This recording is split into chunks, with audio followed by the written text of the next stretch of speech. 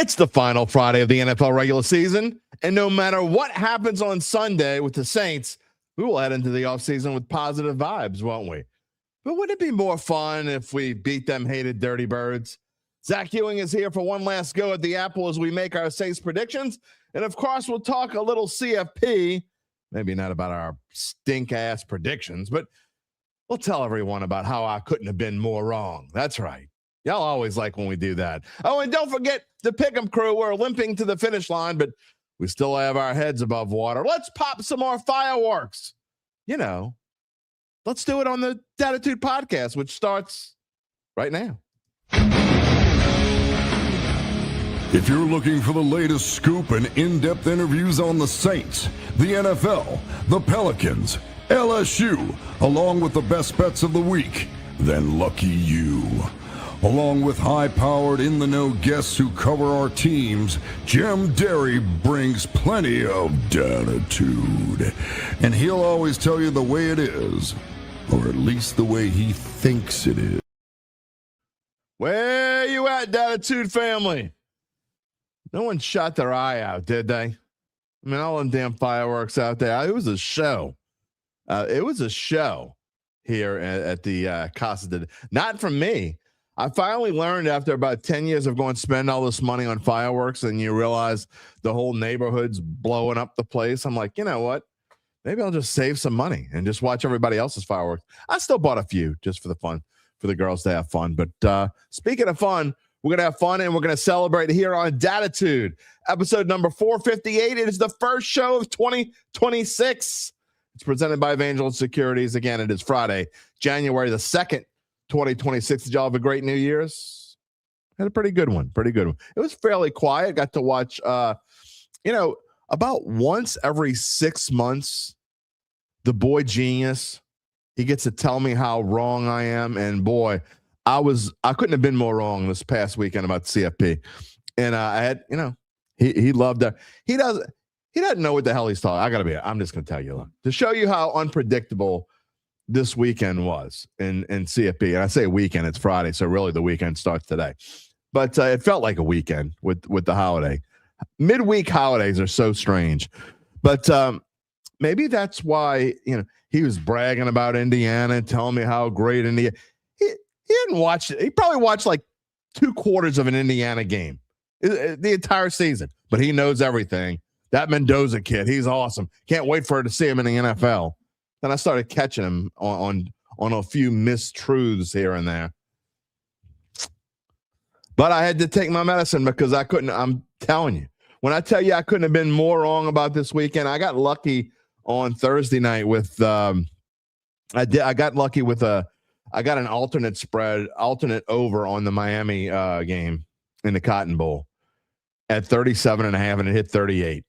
The 41.5 that I told you over the other day, that missed. I missed everything, but I did hit that first one on Friday night. Got lucky with it with a bonus bet that I had that gave me a little boost. Otherwise, I would have went over, and I went over on the show. I didn't go over in real life, but man, whew. So when you got to sit there and take your medicine from know-it-all geniuses. Rough start prediction-wise the New Year's. But we're going to fix all that with the Pick'em crew. You know how I fix things? And I'm going to give you a little tip. Heads up. We're going to get to the comment streams in just a minute. I'm going to tell you how I fixed my picks this week. How I have had just a rough month.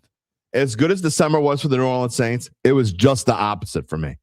I had I don't know what my overall record was in the month of December, but I think it was 4-8. Or something along those lines. It was terrible. But I tell you, I'm going to give you a little tip. Don't tell anybody I told you this. But I'm going to tell you how I fixed my picks this week. I didn't take any time. I literally spent like 60 seconds making my 3. I'm like, yep, that looks good. Yep, that looks good. Yep, that looks good. Let's go. Whereas before, like going through, no, I don't like that. Nope, fixed them.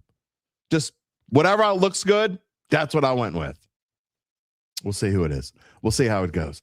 Who is this guy? Who is this genius who's been so terrible with his picks? Well, I'm Jim Derry, 35 years in the New Orleans sports media scene. I thank you all for being a part of this Dat family as we enter our 6th different year of Dattitude. That's right. It started in 2021. 2021 was the first Dattitude, way back in September of 2021. If you want to listen to the first show, you can go find it on StreamYard. You can go find it on Apple Podcasts, wherever you get your pods. And it's audio only, because that's how we did the first, 80-something of these. The first 80-something of these were straight audio. Didn't do any video whatsoever. And then we started doing live Friday shows with Duncan. That lasted for, I think, 2 years we did that. But the rest of them were still audio only. And then we started live shows on Fridays, on live shows, all the shows live, except for this past Daddy Award, that started on March the 1st, 2024. So I know a lot of you have been with me since then, and I thank you for it. What is special about this show? You know what it is. You talk to us, we talk back to you. If you type it in the comment stream, we will show it. And again, I hope you all got a chance to watch the Daddy Awards on Wednesday. Next year, I think I'm going to do those things live. I didn't realize how much work that was actually going to take. Gabe and I are going to do a better job of actually marking down this year. We're going to that's a daddy candidate, because going back and trying to go through 200, you don't realize it's somewhere around 250 hours of shows 250 hours of shows that we did last year. It's actually a little bit more than that. So trying to go back through all of those and trying to find the best moments, not easy to do. I didn't even end up getting the show up until probably 3:30 or so, 3:30, 4 o'clock in the afternoon on Wednesday. So if you missed it, you got a chance to go back. You could go watch it afterwards. But it was our top moments from 2025. I had a lot of fun with going through them, though. Going through the Jim Henderson episode was a lot of fun. Going through and finding it took me a little while to find it, but I knew I would. The dumbass of the year. And it came on the first day of December. Man, that was my favorite one. I got called a Tulane blow boy. Never thought I would. I've been called a lot of things, but never Tulane. Anyway, that's our dumbass of the year. Little spoiler alert. You talk to me, we talk back to you, and who knows, maybe you'll have a chance to be the dumbass of 2026. Go ahead, give it a shot. We'll see what you got. If you want to get in touch with me after the fact, you know how to do it. You can find me on X at Jim Derry Jr., via email, jim@jimderry.com. Zach Ewing coming up on today's show, as he does every Friday. We're going to give our Saints predictions. What do we think about this final game of the year? Last week, I don't get to say this much lately, so I'm going to say it here. Last week, I was right. Zach was wrong. That was about the only thing I was right and someone else was wrong about. Now, we've had where we were both wrong, like all of us wrong. We've had other people were right and I was wrong, but there's only one I was right and somebody else was wrong from last week, and that was our Saints predictions. I predicted the Saints to beat the Titans. Zach predicted them to lose. What are we going to pick this week? What are you going to pick? Hold off on your predictions.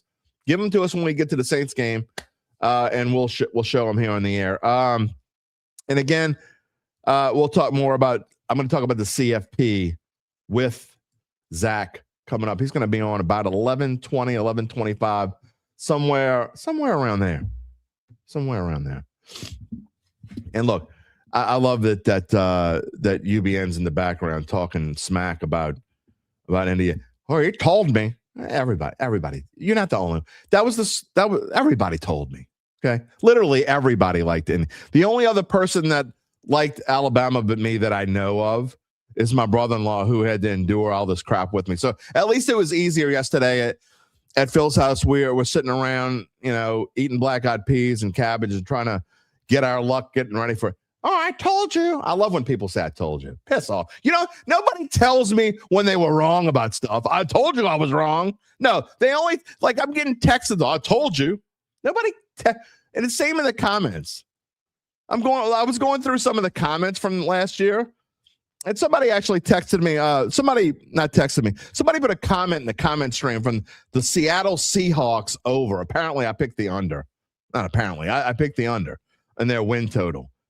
And somebody typed in yesterday, did anybody come back for this? I'm like, really? You come. Did you tell me about the ones I got? Did you comment on the ones I got right? No, you only tell me when I got it wrong. I don't even know who the dude was. He disappeared as fast as he came. Who we got in the comment stream this morning? That's right. I'm starting out 2026 feisty. I don't give a damn. That's how we're rolling here. Drinking out the Dat cup. Merch is coming in 2026. A lot of stuff coming in 2026. Charles Mangus, good morning. You were the first of 2026. Hope we had a good New Year's. We did. Prayers for Olave. That's right. He'll be fine. Hope we're all safe. And next year, Alabama getting whooped. You're fired up about that. Okay. Yeah. Did you see Chris Olave with a blood clot in his lung? The word is that he won't be playing in this game, but the word is they caught it in plenty of time that he should be fine. Man, that dude's had some health issues. Between the concussions and now this. Man, crazy. A-Town, good morning. What a great time to be a Saints fan. It absolutely is. Can you believe the upsets in the CFB playoffs? Yeah. I can believe them. I mean, it's now 7 out of 8. 7 out of the 8 teams that didn't have a bye, or should I say, maybe I should say 7 out of the 8 teams that had a bye have now lost their opening game in the CFP playoffs in the 2 years of 12. All that does is, you know what? I'm wrong about a lot of crap, especially this past weekend. You know what that tells me? Give me more teams in the CFP. That's what that tells me. Or the fact that they have completely messed up the rankings, one of the two. But I told you, I want more. I mean, I know it's going to go to 16. It doesn't matter what we think, by the way. It's going to go to 16 whether you want it to go to 16 or not. It's going to go to 16. And eventually, I'd say within 6 to 8 years, maybe 10 tops, it's going to go to 24. That's where we're at it. So we'll see. What else we got here this morning? All my regulars are here to start this new year. I knew they would be. Mark Gapsky, good morning. Happy New Year. 2026 going to be Tyler Shuck's year. I hope 2026, 2027, 2028. I hope Tyler Shuck's got a lot of years coming up. I mean, we joke about him being an old dude at 20. What is he, 26? All that means is he's got 10, 11 good years left. We hope it's all with the Saints. We hope that we're right, that he could be the future. I'm still saying could. There ain't no sure things in this thing. He certainly could be the future of this franchise. I know there are a lot of people fired up, including people I talked to this weekend. I keep saying weekend, this week. Gary, good morning. Ole Miss, Georgia, exciting game it was. That was the only good game that really the whole shebang. I guess Miami, Ohio State was a good game. It got close there, and then Miami ended up winning by 10, but it was close. Looking forward to Saints against Dirty Birds. Absolutely. Then you got to think about it. It's going to be a long time after that. Think about that. It's kind of bittersweet the last game of the year, right? It's going to be weird. Should be a fun playoffs, though. Earl's Picks is here. Who dat? Happy New Year. If we ate, how able still to win, and there is no way you can deny Shough as Rookie of the Year. Oh, if the Saints win, there's no way to deny Shough. I don't know, man. If Tet has a really good, and the thing is, Tet plays on national TV in front on a Saturday. It's the first game of the week. It's tomorrow. Playing for the division title. And if Teteroa McMillan goes for I don't know, if he catches 6 or 7 passes for 120 yards and a touchdown, and Carolina beats the Bucs, and Carolina wins the division, I don't know, man. That might sew it up. I'm not trying to be Derry Downer, but I'm just, it's about even money. And I wouldn't go as far to say it's Shucks to lose. Now, what do you do if Teteroa McMillan has that same, he has 6 catches, 110 yards, touchdown, and then Shough goes out and throws for 300 again, finishes with 3 straight 300-yard games and a couple of touchdowns. What do you do then? We'll ask Zach what he thinks. But again, I think the fact that Teteroa McMillan is playing on national TV, I think the ball is in his court. Unfortunately, that's the way I believe it, because you can't think like a Saints fan when you're thinking about these awards. We're not saying who should it be. I'm telling you who I think it will be. So you can't say no one can deny Shough as Rookie of the Year. It's either Teteroa McMillan or it's Tyler Shough. It's one of the two. I would tell you that I think it's probably going to be Shough, But again, because I don't think, first of all, I don't think McMillan's going to have the game that he's going to need to have. But it's certainly not over. It's pretty much even money right now if you look at the books. But there's been a lot more national attention on Shough this past week. Saw it all over NBC Sports. The entire NBC Sports crew has been talking up Tyler Shough. I don't know if you saw that this week, but go check it out. It's all, you can find it on YouTube if you can't find it on Peacock or wherever their sports stuff goes. UBN's in the green room and he's talking smack. Anything dumber than fireworks? That's just because he goes to bed at like 8:00 at night. I love fireworks. I think we ought to change it to where, you could go through the neighborhood and decide who's going to do them. But I think every Friday night we should just blow up all kinds of shit. If it were up to me, that's what we would do. And I know this is my favorite also. How many of y'all belong to neighborhood post where people talk about whether it be on Facebook or there's actually a neighborhood app, or my Ring camera has a Ring neighborhood, and you go in there and every single year you got the DFs, the dumb whats, who go in there and bitch about, oh, my dog has OCD. And they blow up these, like they're telling people, please don't blow the fireworks up on New Year's Eve because their dog gets upset. Nobody gives a damn about your dog, lady. Sorry, they just don't. Every year it's the same, and then you'll have about 5. Oh yeah, and then you got other people that just like me. I don't say anything on those posts, but I'm like, yeah, let's go tell Susie, who goes and spends, Susie and John down the street, who had this great fireworks show that 90% of the neighborhood loves, but the 10% of the people who hate them, let's go tell them, please don't pop the fireworks on New. Get out of here. What is wrong with people? Daryl, good morning. See, I'm just crusty because I was so wrong. I'm starting off the year crusty. Good morning, Daryl. Happy New Year to you. Rob also was 0-4. Not his best day. Well, at least you're admitting it. See, that's why Rob belongs here with the Dad family. You own up. We own up to when we stink.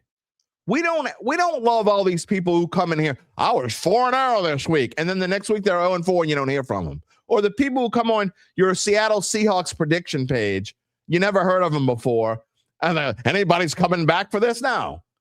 We love to we brag when we're right a little bit. And we tell you when we're wrong every time. And I couldn't have been more wrong this week. Hakeem, big dog. Adam Varner is here. Come on, click it up. There it goes. His wife, Emily, is from Indiana. Getting fired up about the Hoosiers beating down Bama. Signetti has got some. Look, I don't think I've seen a whole Indiana game. No, I take that back. I saw the entire Indiana-Ohio State game, but I never paid enough attention to Signetti on the side. I saw most of the Penn State game, and I saw some. I'll tell you exactly what. And I saw some of the Oregon game, but I never paid as much attention to Signetti's facial expressions until yesterday. That kind of made that was a lot of fun, even though I pretty much realized by halftime it was 17-0. Alabama's not coming back from 17-0 2 games in a row. So I pretty much knew early on that I wasn't winning that bet. I just spent the second half just kind of watching him. And that dude is got it, man. He's a fun coach. He's just got it. And the fact that he's staying in Indiana, I think is kind of cool, when he could probably have gone and got any job that he wanted, really. That dude is. I'm going to really, not just because it's Indiana, but even if they're not that good next year, let's just say they go back. Let's say they're 8-4, which I don't think is going to happen. Well, who knows? I will pay attention to Indiana just to watch him and how he coaches a team, because I tell you, of all the games I watched, and I got to give it to Cristobal because Miami was so well prepared. They have changed their whatever. You got to give it to Miami and everybody who's won. You got to give it to everybody. That's if you're still playing, if you're one of the 4 teams that's playing, you've done an outstanding job coaching. But I got to say, Signetti's team, and whether they win it all or not, And I personally still don't think they're going to win it all, which is probably good for them that I don't. But I just don't think, I just don't think Mendoza is it. Okay. He won the Heisman. Great. Good for him. I'm not trying to take anything away from him again. And I can be proven wrong. I've been proven wrong this entire playoff season. But I got to say, that coach is really good. So I'll be watching him for sure. Not that I wouldn't anyway in the semifinals. Randall, good morning. Glad to have you here. Happy New Year. Charles also says great daddy awards. Can't wait for next year. We're rolling. Ovide Kibidos, good morning. Who dat, baby? Mark Satanovich, now you're jumping on the Shough train? Really? We're not fooled, buddy. You jumping on the Shough train, Mark Satanovich? Nah, I'm not fooled. Just saying. Adam says he's got to get back to work, so he's going to make his prediction. And he says, without Olave, a win's going to be difficult. He thinks it's 24-21 Falcons. Shough 295 and 2 touchdowns. Okay. Tom says he thought Ole Miss really screwed the pooch before halftime by not running out of bounds and kicking a field goal. Went to bed thinking they would lose. Wrong. Had to be a daddy game finalist. Maybe. Look, I thought Trinidad was just outstanding. I mean, I did. I got to give it to him. And LSU, I don't know if they got to find a way to get that dude on this team. He's the best of the bunch. It's outstanding. Atam says he's been here since episode 50. Wow, Atam, you were listening to all the audio shows back in the day. What else we got? Oh, Hakeem says you're right. Olave being out hurts big time. That means Juwan is target number 1. It means Taysom's going to get 20. No, I don't think Taysom's going to get 20 touches. Now, I do think Taysom will get 8 to 10 because this very well could be Taysom Hill's final game. Final game. Could be his final game. Not just it's not just, not just his final game as a Saint. I think it could be his final game. Could be. Hi, good morning. I haven't seen you in a while. Happy New Year. Jennifer Burris is here. Good morning. Go. Who dat? Go Saints. Absolutely. Barry Ule. Good morning. Eaton Crow. Got to admit, thought the top forward crews. That's why you can't. There's no such thing as a sure thing. Ever. There's no bet that's a sure thing ever. Just think if you put together you thought you had the greatest parlay ever where you just parlay those 4 money lines. Yeah, you got your ass kicked. You knew game 1 you lost. Ricky Valadares, Happy New Year, my brother. Glad you're here. Musette's here. Good morning. Happy New Year. Are we ending our season with so much hope? We are ending our season with so much hope. Yeah, there's hope. Hope abounds. Lance is here. Good morning. Hakeem says Travion Henderson, maybe. Nah, his odds are too far. I guess anything's possible. I'm not saying 0.0 to anything today. UBN says I hate puppies. No, I just don't give a rat's ass about your dog. I'm going to shoot fireworks whether you want to shoot, whether your dog has some kind of disorder that put him in a kennel and give him Benadryl. Lance says fireworks should cut off at 2 a.m. I guess I'm okay with that. I don't hate your dogs, Charles. I just don't care about your dogs. No offense. No, I'm not going to say that. They'll take it the wrong way. Rob says that I did not see this, said the St. Tammany Sheriff's Office actually put out a Facebook post telling people to stop calling 911 about the fireworks. If you're calling 911 about fireworks, I'm going to give you if anyone out there, now even if you're a DAT regular, if anyone out there watching this show called 911 to stop the fireworks, I got one message for you. Get a GD life. Are you really doing that? Brian Happy New Year. Quo Vadis is here. Good morning. Signetti feels like a throwback to better days. Love the no-nonsense approach he brings. Hopefully they do win it all. You know, it's hard to root against them. Even if I bet again, even if I got tickets on Miami, I got a really good ticket on Miami.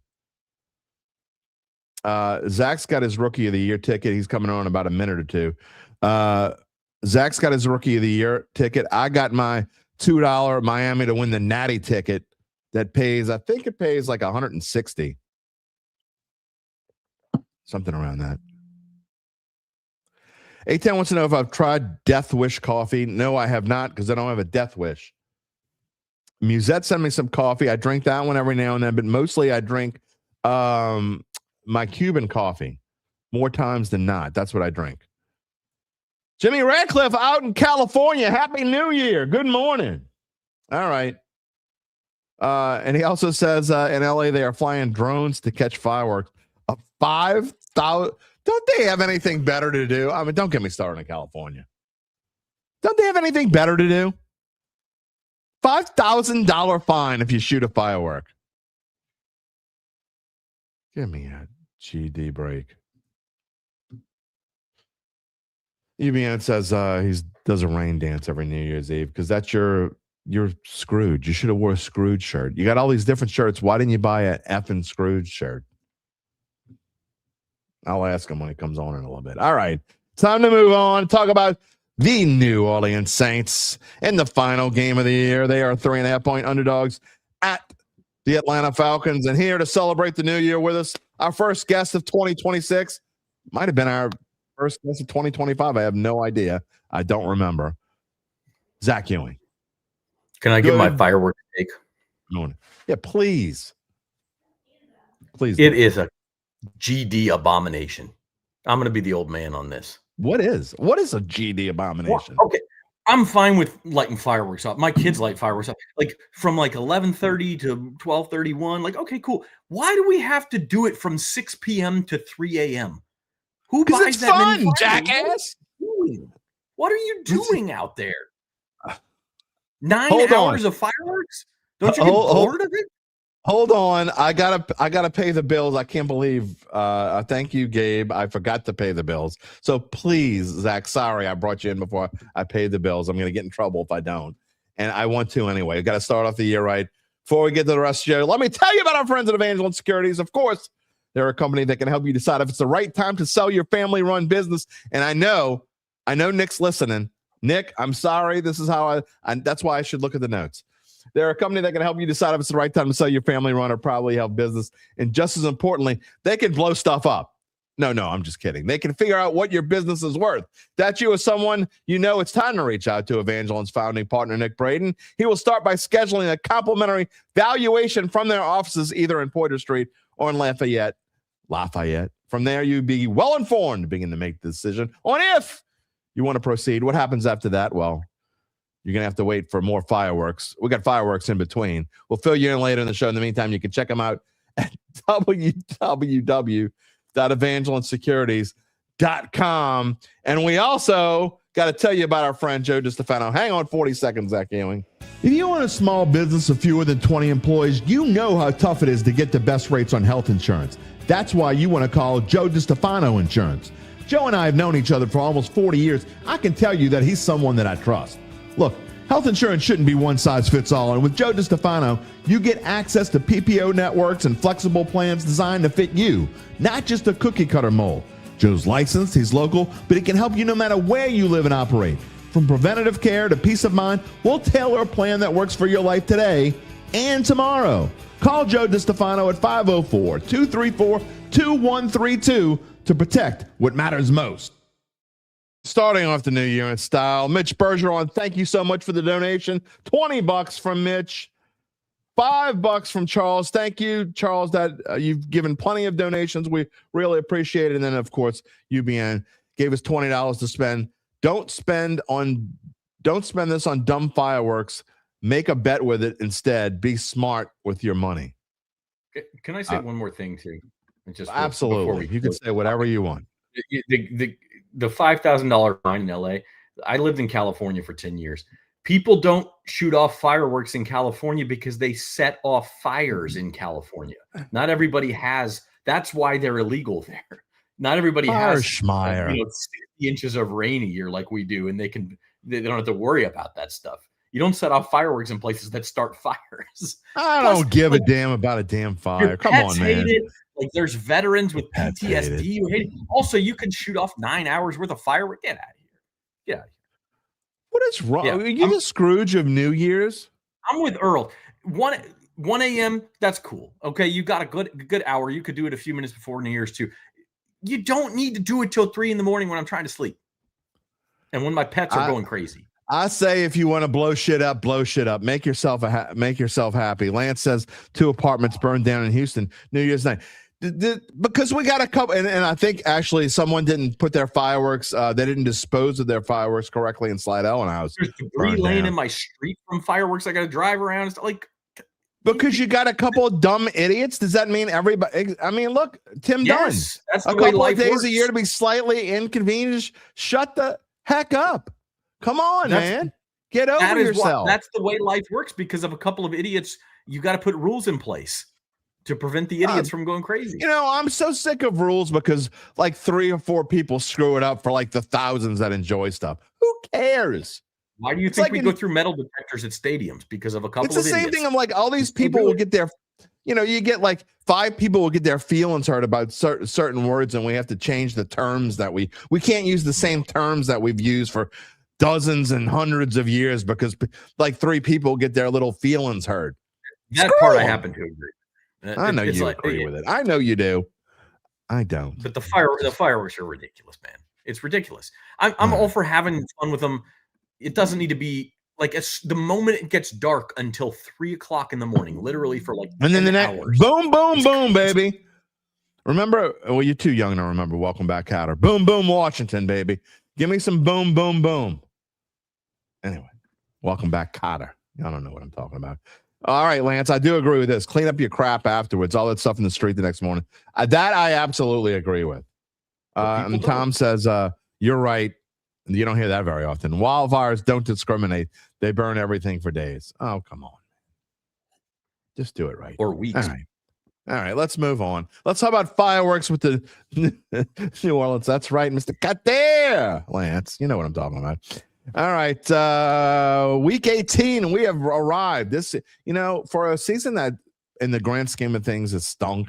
It really has kind of flown by. Maybe it's because the second half has been so much fun. I don't know, but we said in week 1. I think we said on the first Friday. We can go back and look, but we said what we wanted more than anything. No one had realistic hopes this team was going to go to playoffs, except for a few of my regulars here, and I appreciate their optimism.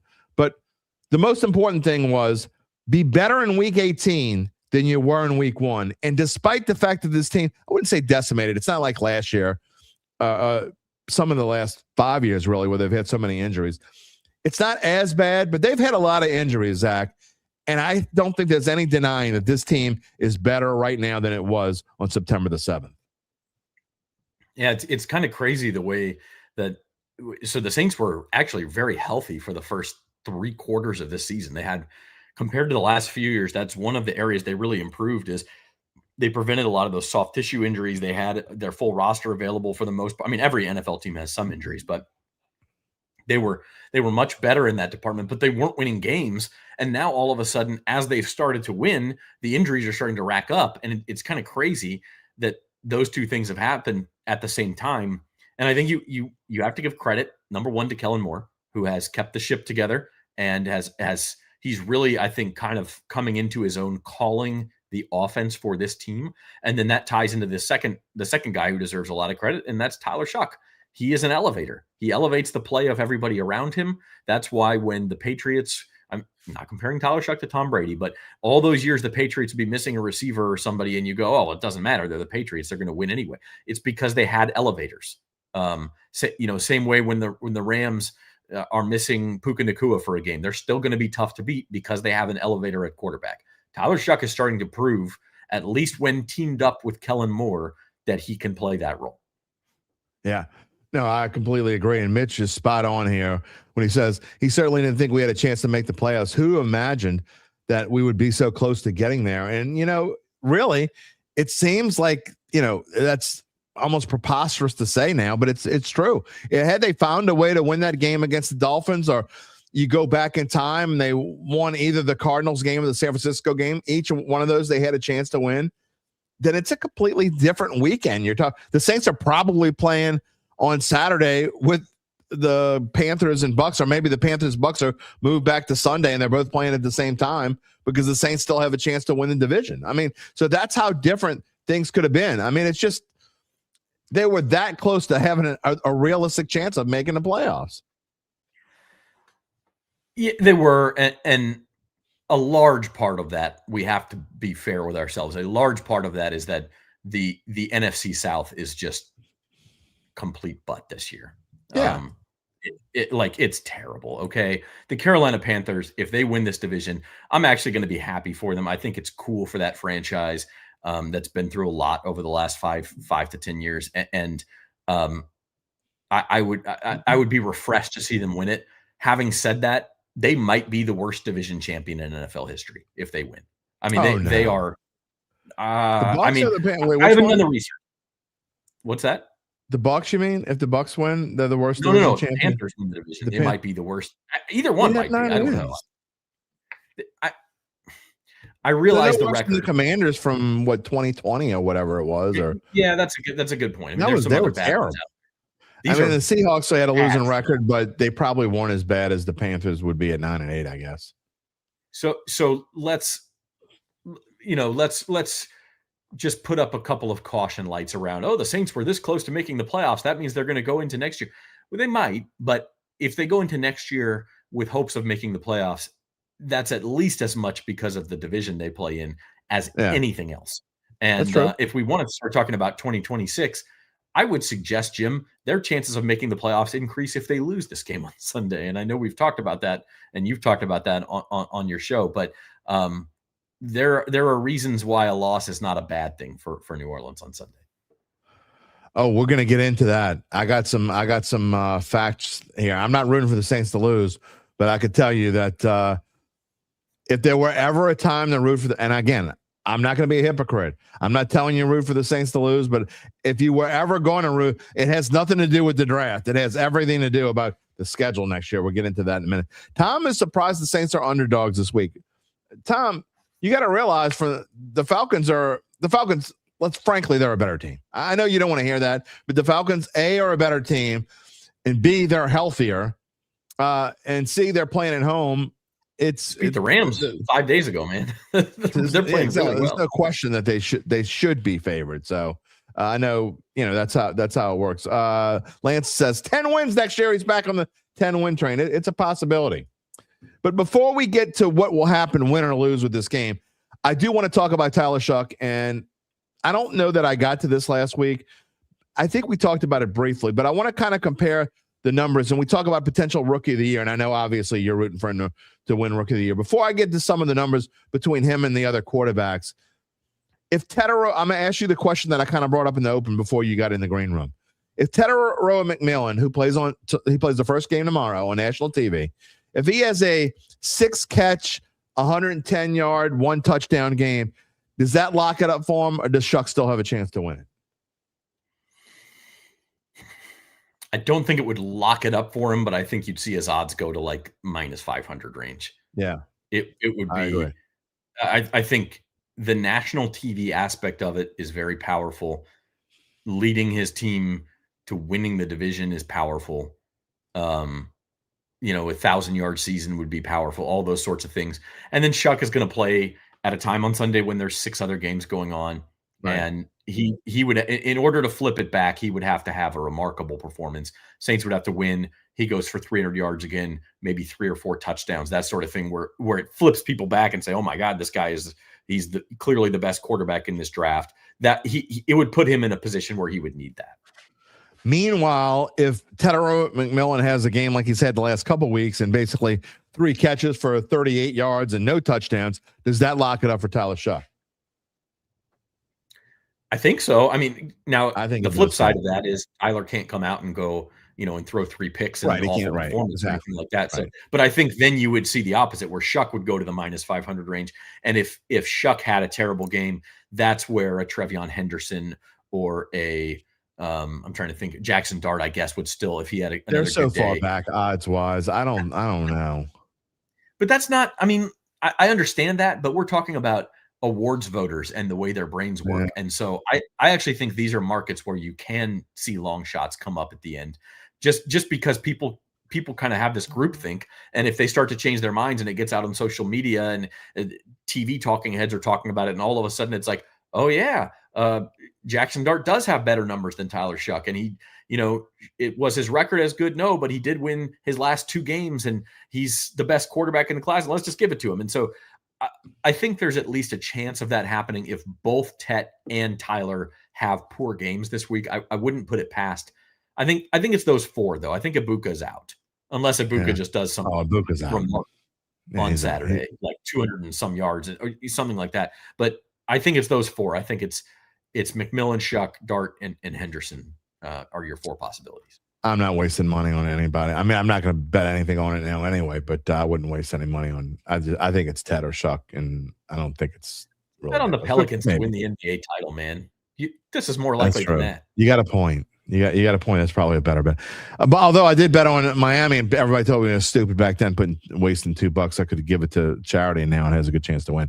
Hakeem says, unfortunately, I agree that the Falcons do have more talent than we currently do, but the light is that we had a pretty good draft, and our upside may be the NFC South. I actually think the Saints have had 2 really good drafts. Mark says he is surprised the line didn't move from it actually did move. It was 3, and it moved to 3.5, which is a very significant move.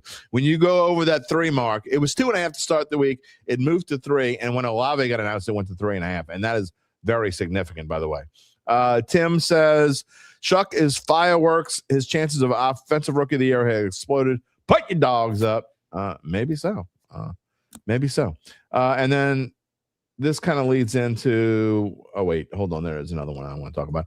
Infantryman, happy Friday. How are you? Should be concerned that Olave contract wise with the new development. Let's beat the damn Falcons. I don't think I want to get back to Shough, but we talked about Chris Olave with the blood clot in the lungs. That I mean, everything I read and see and hear from you guys at NOLA.com and in other places, it seems like they're saying that they caught it early enough and that it doesn't seem like it's a major deal. Right. That's what it Although sounds I don't have the clot in my lung, so it's easy for me to say. Exactly. We've heard this before where it's like, oh, it's not that big of a deal, and then it turns into a big deal. Yeah. There's also examples.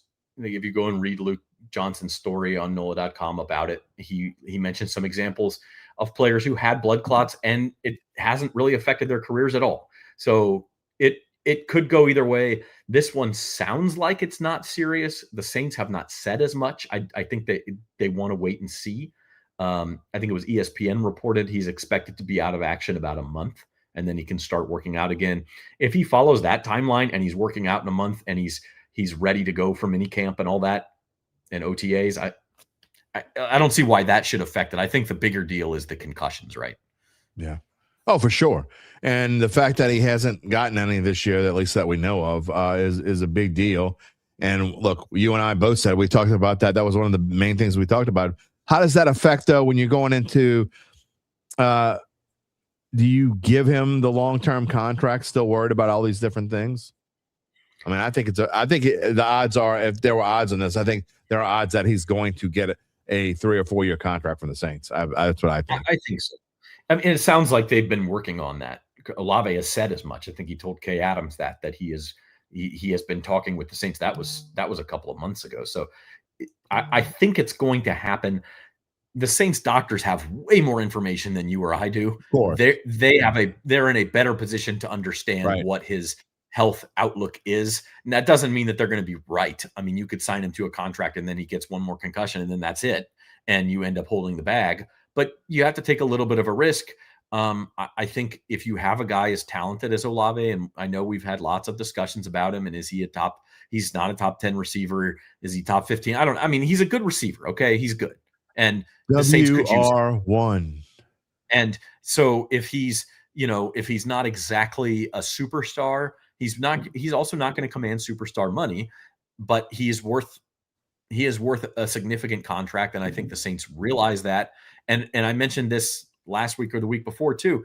If you choose not to sign him, you better be drafting receivers left and right, because I don't know who else is going to play. I mean, they got Jalen Polk coming in and Trey Palmer coming in next year. Like, they got guys, but you don't have a guy. Vele coming back. Yeah, there's not that guy. There's not that guy, in my opinion.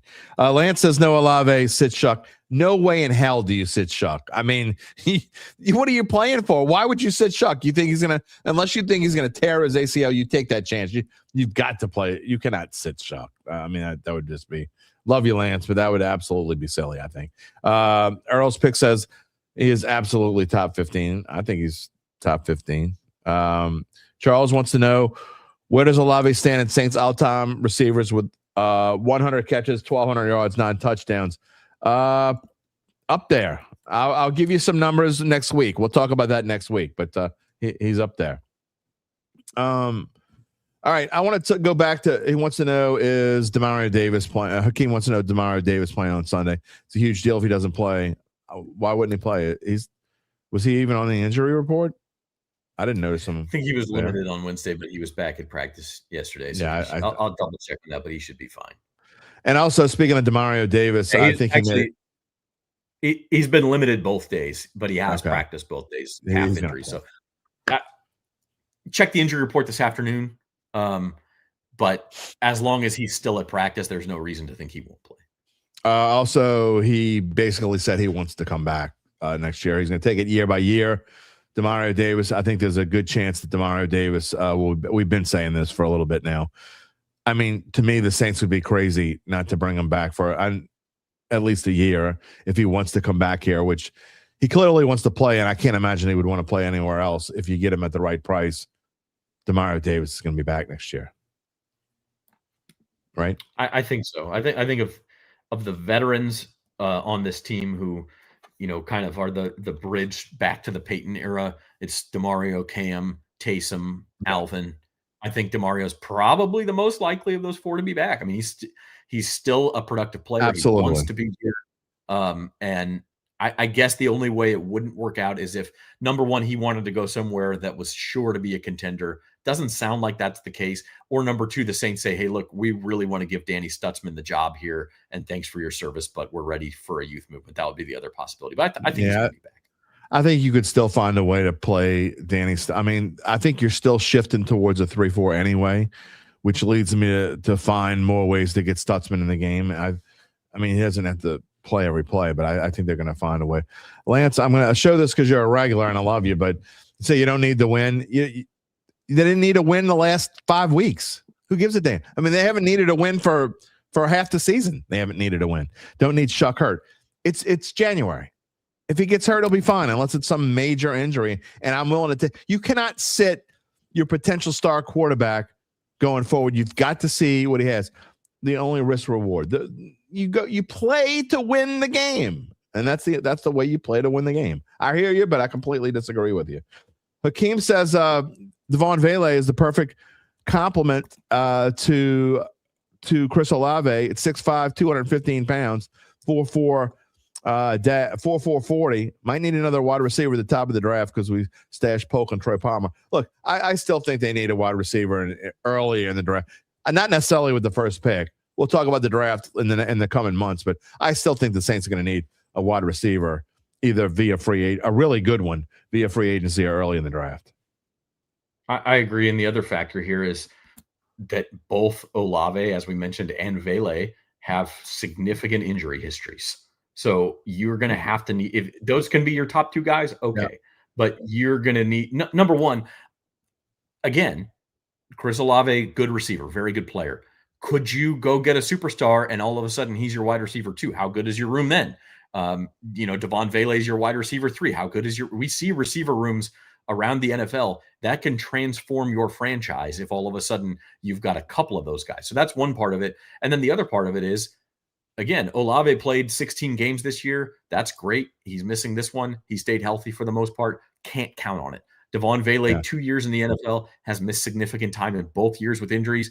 Can't count on it. You need depth. Tom, you're right. It's the Falcons. You play to win the game. It's the Falcons. Of course you play to win the game. Lance, I definitely agree with you here. I think that's a very realistic contract scenario, given Olave potentially 4 years with a team option on year 4. He's got it at 114 mil. I think it's going to be closer to 110. 114 will be 28.5 with 85.5 guaranteed.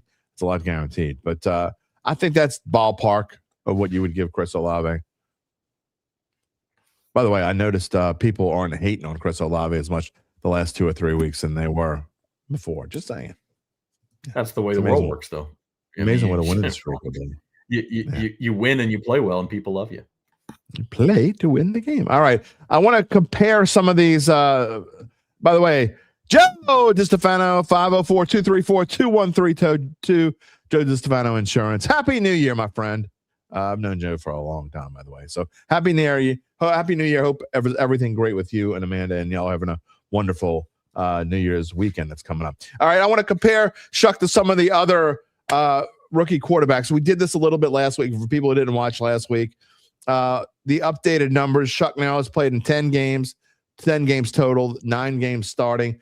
He's got of all the rookie quarterbacks, he by far has the best completion percentage, 67.8%. The next best is Jackson Dart at 63.2. Shough with throwing for 2. He also has by far the most yards per game at 212.5. You get a couple of 300-yard games in there. That'll help a lot. 9 touchdowns to 5 interceptions. So Cam Ward, 16 games that they played last week, I thought has looked much better the last few games as well. His completion percentage right below 60. He's thrown for 3,100 yards, 194 a game. He's had 15 touchdowns, 7 interceptions. You got Jackson Dart, who is 63.2%. He's thrown for a little over 2,000 yards, 157 a game. That's a little misleading because he didn't start all of those games, but 13 touchdowns. And then you got Shedeur Sanders, who's played in 7 games. His completion percentage, 57.4, 1,289 yards, 7 touchdowns, 10 interceptions. And then Dylan Gabriel, who's at 151 yards a game, 7 touchdowns to 2 interceptions. Look, we've seen the whole thing now of Zach. We've seen how some people are saying that if the draft were held, a redraft were held today, that Tyler Shough would be the number 1 pick of the entire draft. Are you buying that? No. I think that, and the reason I say that is because draft nicks and film people and all that are still really high on Cam Ward. Cam Ward had, I understand Tyler Shough is doing good things with a subpar supporting cast. The supporting cast in Tennessee, as we saw last week, they got nothing, man. Their defense is awful. Their coaching staff was awful.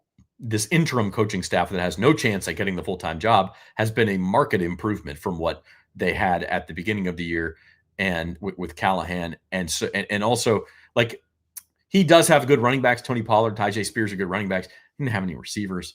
I think Cam Ward, and then even Jackson Dart, I understand that he's had some stinkers. He's also got no supporting cast. I still think Shough might be the 3rd receiver off the board, but he would be drafted a hell of a lot higher than quarterback. Yeah, quarterback. Third quarterback. I think he goes to the Steelers if we do a redraft, and the Steelers draft. Although the Saints might have drafted him where they drafted Banks, so I don't know. That'd be interesting. They would have to take him in the top 10 if they wanted him. Yeah. Yeah, I think. Earl says if Jeremiah Love is there, we're drafting. To me, that's who I want. I've said that before, but I may change my mind before April. We'll figure that out as we go forward.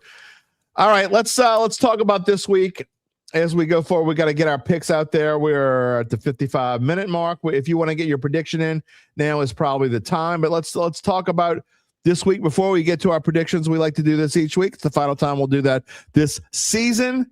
And you look at the season rankings and some of the numbers that stand out if you're listening to the pod and you can't see the graphic on the left side of the screen. The Saints rushing offense, but I tell you what, it's obviously been a lot better. And you had Audric Estime, the little bowling ball. The Saints still haven't had a 100-yard rusher since last year, by the way. And they're 30th offensively running the football, but the Falcons are 26th defensively. I think even with all the with Chris Olave being gone, I think you're going to see the Saints, Zach, try to run the football early and often in this football game. Yeah, I agree. And as you can see on your graphic there, the Falcons are not particularly good at defending the run. They've really they've kind of sold out in the offseason to improve their pass rush. Like that was the whole trade to go up and get James Pierce Jr. They doubled up on edge rushers in the draft. The flips, and it's worked. They've got a lot more sacks. They're one of the best teams in the NFL at sacking the quarterback. But the flip side of that is those guys are a little bit undersized. They don't defend the run as well. You can run on this team. And so the Saints will try. Now, the problem is the Saints are not particularly good at that. I want to see the key for me is, do the Saints stick with it? Because that was a big deal last week after halftime. The Saints are behind, but they still came out in the second half and said, we're going to run the ball. And that opened everything else up. So I think they need to stick with it. They need to be committed to it. And I'm curious to see what Kellen Moore kind of cooks up for this game. So am I. And I think it's the running game is going to be priority number one to see. Maybe you can get Estime a 100-yard game. We'll see. Breaking news somewhat. ESPN is reporting that former Cincinnati quarterback Brendan Sorsby has visits lined up to both Texas Tech and LSU. And he is ESPN's #1 ranked portal player in Max Olson's portal rankings. That's where we are now. We're ranking players in the portal. But so LSU potentially looking to get Cincinnati's quarterback. We'll see if it happens. Mally Mal says that Love will probably be there at number 8. We'll see if that's where the Saints draft. If they win, I think they're going to be somewhere around the 10 number because obviously they move ahead of, well, actually below Atlanta. We're about to get to what this game means in just a minute. But the other thing, Zach, and I find this interesting, each week this passing ranking is going up and up and up. It was like 26th when Tyler Shough took over, 24th, somewhere around there. It's now up. The Saints are 17th in the NFL in passing offense. Now, the Falcons have a pretty decent passing defense. They're 11th in the NFL. But what's Tyler Shough going to be able to do without his top weapon available? Yeah, and Shough obviously is the biggest part of this. I think a lot of credit also needs to go to Kellen Moore. I think he's found a rhythm play calling for this team. I think he's kind of figured out what works. He's been a lot better. And that's why I'm curious to see, as I mentioned at the top, how much of an elevator can the Moore-Shough tandem be for just this ragtag bunch of – we recorded a Saints Insider right before I came on, and it'll be up on YouTube later this afternoon. I asked the question of our panel, of all the players who catch a pass for the Saints in this game, I'm setting the over-under at 1.5 of how many are on the 53-man roster to open next season. Juwan Johnson will be. Okay, Juwan Johnson's going to catch a pass. He will be on the 53-man roster. So that's the one. Is anybody else who even catches a pass in this game, running back, receiver, tight end, anybody, going to be on the opening? Tipton might be. Tipton's missed practice this week. Tipton may not play. Okay, so Tipton doesn't play. What about I don't know. That's a good question. I don't know the answer to that. I can't answer. I mean, you keep Estime around as your third running back. I think Estime is probably going to be around if he wants to be. But people were getting excited. I actually was talking to people who think Estime. This is what happens with fans. This is why, I'm not trying to be mean, but unrealistic fans' expectations. So I go to poker every Monday night, and at poker this past Monday, I had 4 people actually tell me they thought, you don't need to draft a running back. You got Audric Estime. You saw what he was able to do. Come on, man. Audric Estime isn't even an RB2, much less an RB1. So that's not going to happen. Hakeem, you're talking about who needs quarterbacks. Carolina can use a quarterback. Rattler is a better fit than Bryce Young. First of all, Rattler is not better than Bryce Young. Okay, I'm sorry. I'm not trying to be mean. But second of all, and I know I've had this pop up here and there. What is your opinion? Again, not trying to be mean, but I don't think Rattler, you wouldn't get any draft pick. You couldn't trade Rattler for. I don't think you would get anything for him. Maybe a 7th round. Maybe. I think you'd get a 6th or 7th rounder for him. I mean, why would you? And again, not trying to be mean. Why would you spend a 6th or 7th round pick when you can? You could go get someone and develop him and try to make him your own. I don't know. I mean, first of all, the Saints aren't going to do it anyway. It's a moot point. No, they're not. And we see every year in the NFL the value of having a good backup quarterback. Look at the Ravens, who have won a couple games with Snoop Huntley, and that's kept them afloat, right? And the Packers with Malik Willis has done. I guess he hasn't actually won a game, but Malik last Willis year was a first-round draft pick. Yeah, and kind of kept them afloat. So I'm not necessarily comparing Rattler to those guys. I'm just saying there is value in having a quality backup. And I think, would you agree Rattler's a top half backup in this league? Maybe so.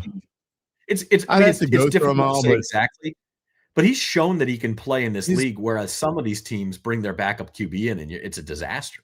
So I think he does have 16, 17. Yeah. Well, we said 6th or 7th round pick too. I know. I was going to let it go.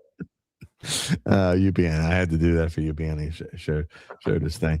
I don't know. Even I think. By the way, I am completely. And yeah, guys, I am completely fine with Spencer Rattler sticking around. The Saints don't need to be spending any resources at all whatsoever on a backup quarterback. Don't draft one. Don't waste the 7th round pick on one. Don't get one in free agency. I don't care. You don't need to do that. So, and I don't think they will. So I think there's a 90% chance that Spencer Rattler is the backup quarterback next year. But by the way, I have to say this, Jim. Breakthrough in the Ewing household this week. Okay. My 13-year-old son said he was tired of 6-7. So we are getting somewhere. Wow. The end is in sight. Maybe we'll get tired of like talking about it. My kids, they still do it every now and then. The 14-year-old a little bit more than the other ones. But anyway. All right. Before we get to our predictions, again, here's your last chance if you want to get your predictions. We're going to get to them in about 2 minutes. But I wanted to go through this, and I know you like to look at this ahead of time.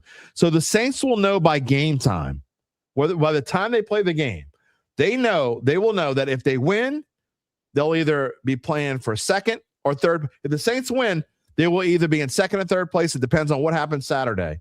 If Carolina wins tomorrow's game and the Saints win, the Saints will finish in second place in the NFC South.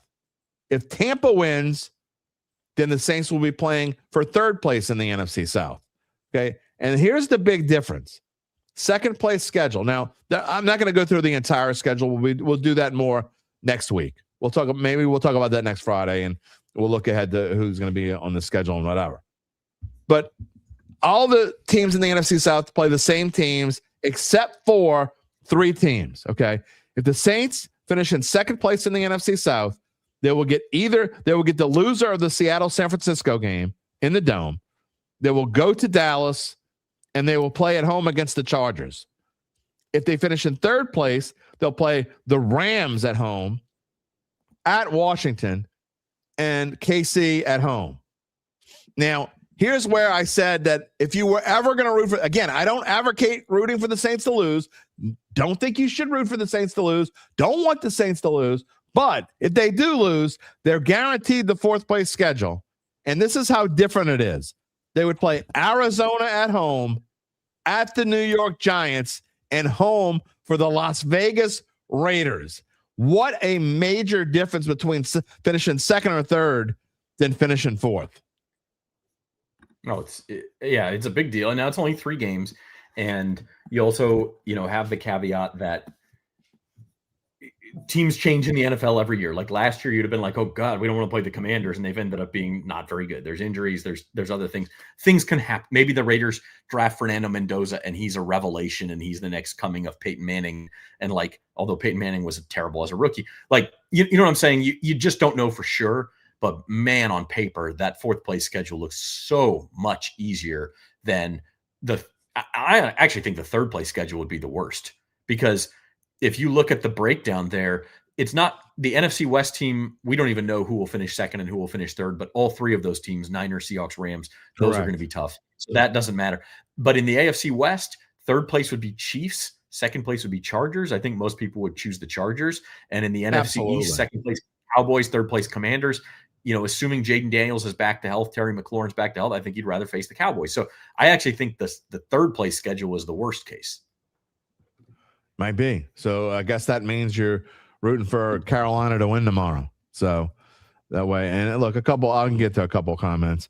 Lance, Lance, I love you. You've been a long time member of the Datt family, but we don't lose on purpose. We just don't. And they're not going to. That is for sure. They won't. They won't lose. They 100% won't lose on purpose.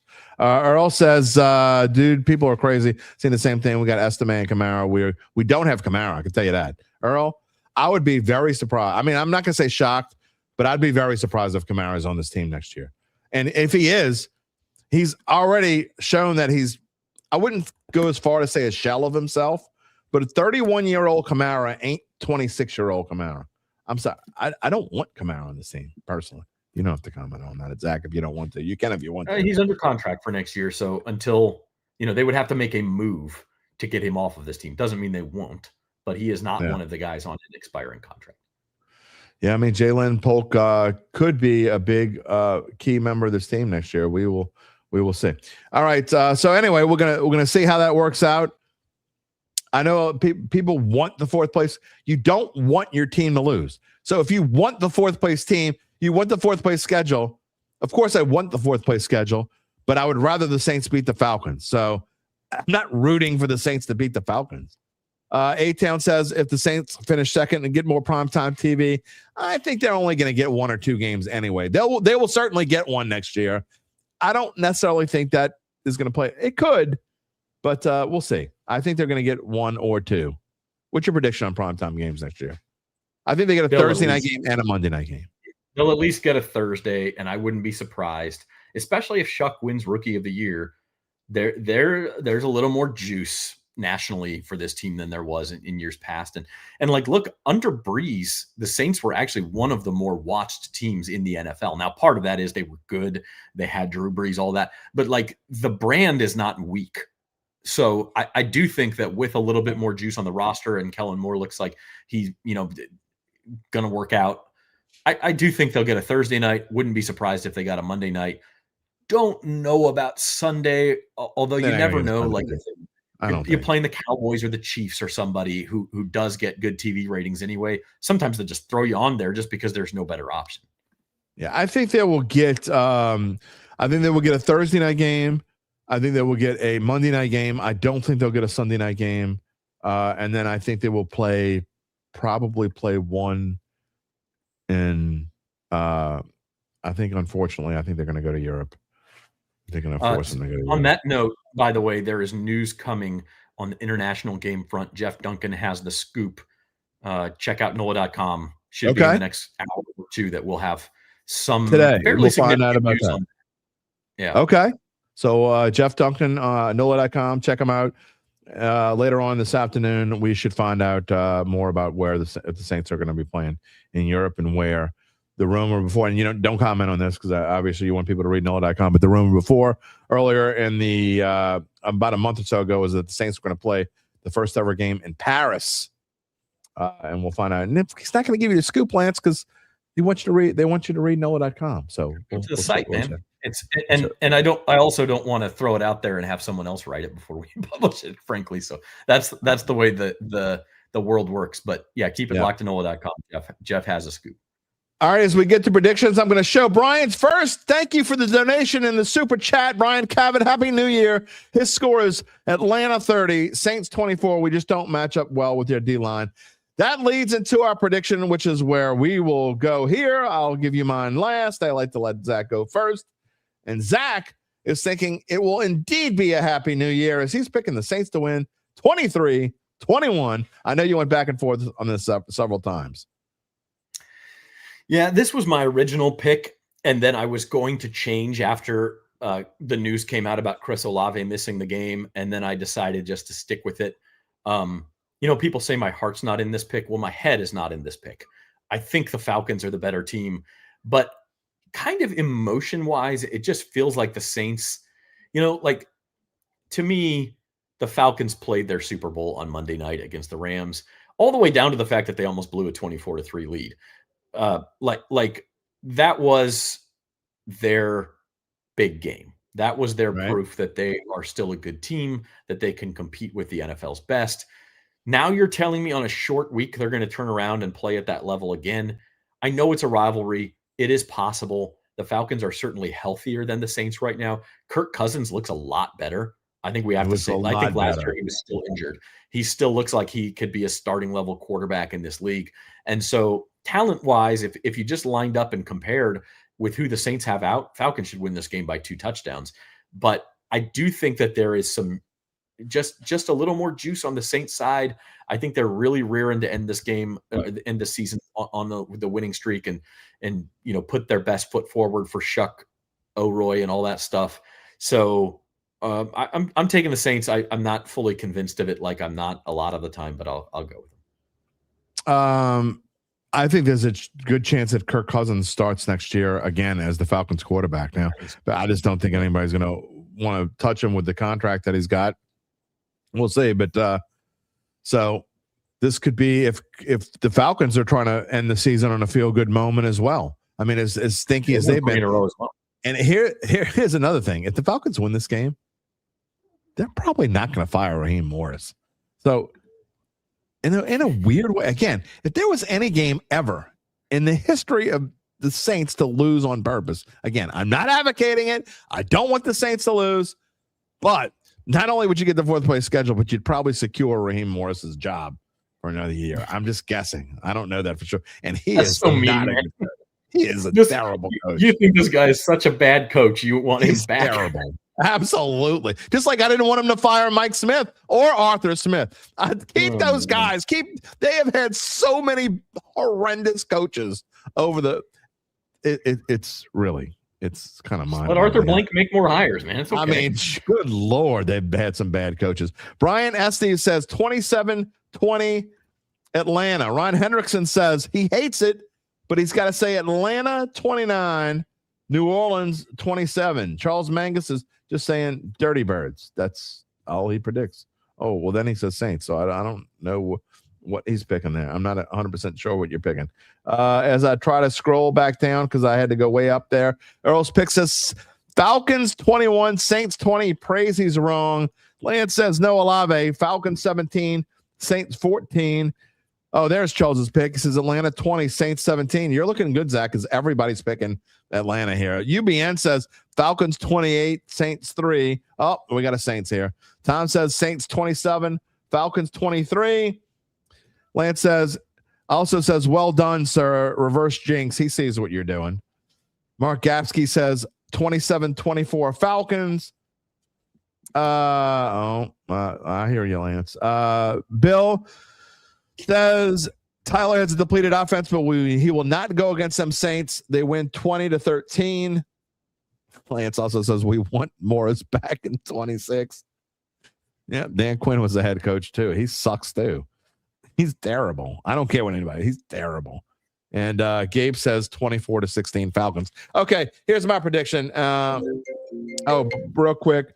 Mark says he's betting $105 on the Saints plus 3.5. Hopes the Saints lose by 3. Wants the better draft pick. And Mark, you're lucky I love you because I don't usually show tank comments. I think Ron Bergen did.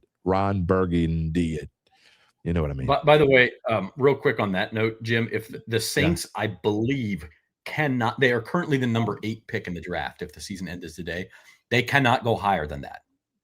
Right. I believe if they lose this game, they will stick at number 8. If they lose, they could fall as low as 12 or 13. I'm not sure which one it is. So that depends. I mean, that doesn't necessarily mean they will fall that far. But they will fall if they win. But a loss. Yeah, I think they can go to 12 as far as they go, which is why I always talk about the Athletic and their percentages of finishing in top. You always had to take that with a grain of salt because even though if the Saints win this game, I think they're going to be. I think the best they can be is 10th. I think. I'm not 100% sure on that, but I know this. It's not 95% they get a top 10 pick. That was completely wrong by the Athletic this week. So just saying. All right. Here's my pick. And as always, I don't pick what I want to happen. I pick what I think's going to happen. And I just don't. I think the magic runs out. I don't see the Saints winning 5 in a row. I got the Falcons win this game 26-20. I just think the Falcons, again, they are also trying to finish on a good note. Kirk Cousins has a lot of oomph behind him to want to win this game. Drake London was back, as we saw last week. Kyle Pitts is playing. Kyle Pitts is like playing. All of a sudden, he decided to be a Pro Bowl tight end the last month of the season. Of course, didn't help me enough in fantasy because he didn't start it enough to where I would actually use him. Son of a biscuit. Anyway, I got Falcons winning this game. I think they finish on the super high note. And again, it doesn't take anything away from what the Saints do. I think the Saints, regardless, win or lose, unless they just get bombed, things can happen, but it could. I think the Saints go into this offseason with a lot of hope, a lot of fun, and us talking about how we can't wait for next year. Yeah, that's true. And win or lose, like, does that change? I mean, like you said, I guess if they just get demolished, but I think even if that happens, people are going to look at it and say they had 9 players injured, Right. including basically every skill position player on offense except for Tyler Shough and Juwan Johnson. I think there's built-in excuses if they lose, and people still be pretty fired up for this coach quarterback combo. I think you're right. Earl, thank you so much for being a regular. Thank you so much for the $5 super sticker. We truly appreciate it here on that. All right, before I let you go, Zach, I do want to bring up the CFP and ask you what you thought about yesterday. Couldn't have been more wrong. I didn't even ask you for your picks. I don't know, but what surprised you the most and what surprised you the least about yesterday? And if you want to talk about Thursday as well, Wednesday. Yeah, the thing that surprised me the most was that Texas Tech did not make a better game of it. And if you had asked me for my picks, that was sort of my sleeper pick to win the whole thing was Texas Tech. Yeah. Okay, so I'm going to say when I'm right and I'm going to say when I'm wrong. I was dead wrong on that one. I really thought Tech's defense was good enough. I think their quarterback, I think Morton was hurt, and they have another quarterback who's experienced, and I don't understand why they weren't playing him, why they didn't bring him into that game at some point. But obviously they felt like Morton gave him a better chance. He was awful. And I know Oregon's good. I thought that would at the very least be a really close game. So that surprised me the most. I guess the other thing, my other takeaway is just, I guess we have to examine the possibility that maybe the SEC was just bad this year. No, I don't know about that. I mean, I know that bowl records are not always predictive, and people are like, oh, look at like LSU's playing with a bunch of backups. Missouri lost its bowl game playing a third string true freshman quarterback, and they lost by 6 points. Like, these games don't really mean that much. But when you look at the big games, and Tennessee, Vandy loses a game Vandy clearly wanted to win. Alabama just gets absolutely trucked by Indiana. Right. I mean, my God, was that ugly for the Crimson Tide. I'm sure LSU fans hated that. And then you look at the only big games that the SEC has really won in the postseason are Texas beating Michigan, but Michigan doesn't have its coach. They're in disarray. And then the 2 games in the playoff were against each other. Alabama beats Oklahoma, and then Ole Miss beats Georgia last night. Like, we'll see what Ole Miss does. The SEC, not a real good look right now. Yeah, look, I hate that Ole Miss played Georgia because I think Ole Miss could have competed with it. The fact that, look, I think playing against Georgia and they had already lost to them, I actually think helped them and got them super fired up, and they're no longer thinking about. That was probably my biggest surprise of the whole thing, was that Ole Miss played as well as they played, because I actually thought Lane Kiffin being gone would hurt them more in this game than it would have hurt them before. And the fact they were able to score 39 points against the Georgia defense. But I don't know. I think I hate to admit it, because I really just don't like Ole Miss. But I think if you line them up against any of the other teams, I think they really compete and they play well. And look, I don't dismiss their chances against Indiana. They're only 4-point underdogs. So I think that's going to be an interesting game. I have no idea what I'm going to pick in that game, but it's going to be a fun game. Ole Miss plays Miami. Ole Miss plays Miami. Are you sure? Oregon plays Indiana. Yeah. Ole Miss plays Miami, and they're 3. Well, how did I get these lines? Hold on. How did I get these lines? I'm gonna have to make sure. I'm just seeing your graphic now, but it's Indiana versus Oregon. Maybe this was the first slide that I did. Maybe I was sleepwalking through this. That was literally the first slide I did this morning. So anyway, all right. Well, then I'm not going to ask you. What do you think? The best right now? What do you like? If you had to put a ticket on somebody right now, what would you put a ticket on? Indiana. I just think they're that good. I think Cignetti is playing chess while everybody else is playing checkers. I do worry a little bit about the rematch factor with Oregon. It's hard to beat a team twice, but Cignetti's kind of like the excuse slayer, man. Like, oh, you can't do this at Indiana. Says who? Oh, the teams with the bye are at a disadvantage. Says who? Right. Oh, you can't beat a team twice in the same season. Says who? Like, he just doesn't seem to care. They went to Oregon and they don't 10 points on the road. So why do we think they can't beat them again? And then I actually like Ole Miss to beat Miami. They have the best. Ole Miss has the best offense left. They have by far the worst defense left. But Yeah. I like Trinidad Chambliss. I will say, man, it's getting uncomfortable with that offensive coaching staff, and they're recruiting players for LSU, and now the portal's open, and are they going to it's getting uncomfortable, and another week is not going to help things. So I do worry about that factor for Ole Miss, but I guess at this point I'm going to take Indiana over Ole Miss in the final.